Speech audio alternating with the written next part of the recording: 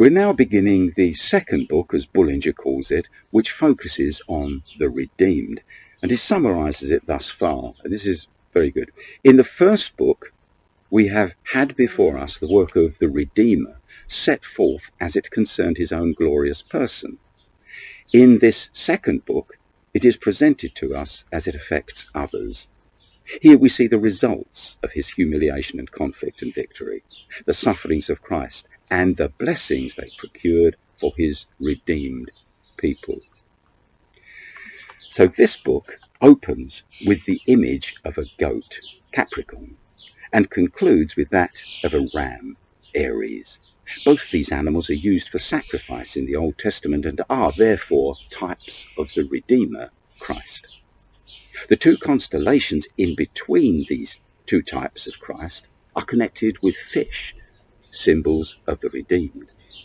But the constellation of Capricorn contains both Redeemer and redeemed.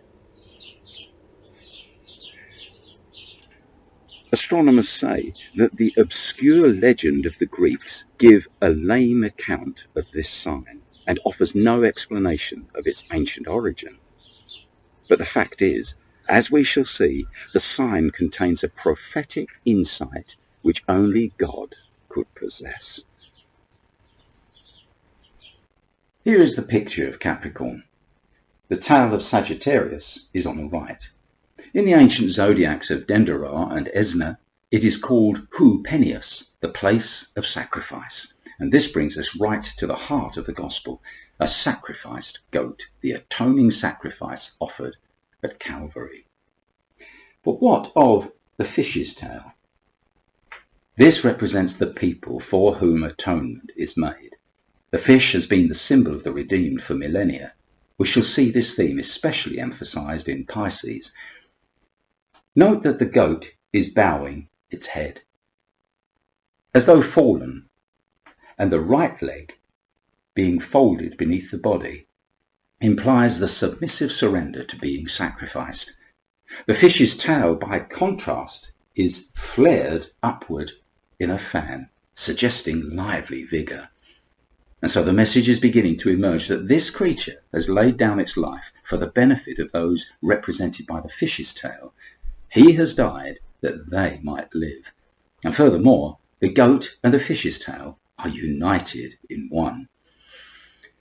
Further evidence for this interpretation is found in the Hebrew name for this constellation, Gedi, meaning the kid or cut off being a euphemism for dying, the sacrifice.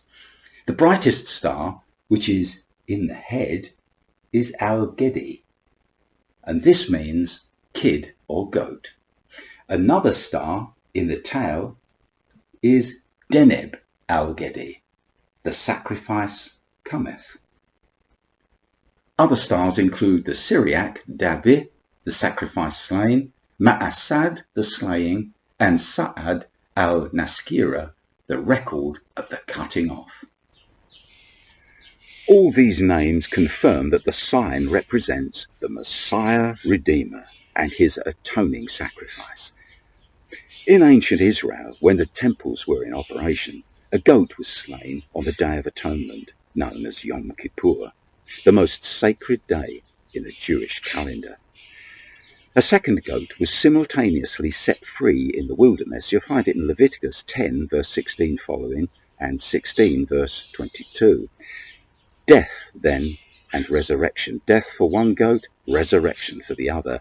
He is represented by both goats, the one that dies and the one that runs free. Through his death, he bore much fruit, represented by the lively fish's tail.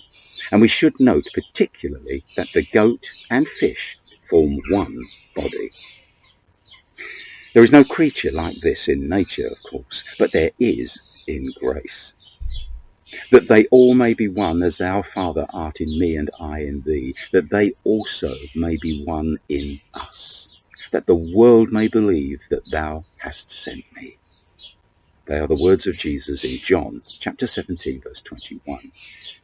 This glorious mystery was prophesied by God himself when he positioned these stars and named them thousands of years ago.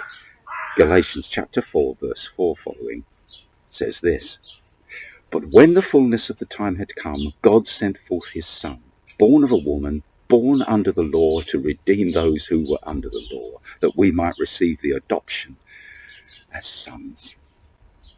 And because you are sons, God has sent forth the Spirit of his Son into your hearts, crying out, Abba,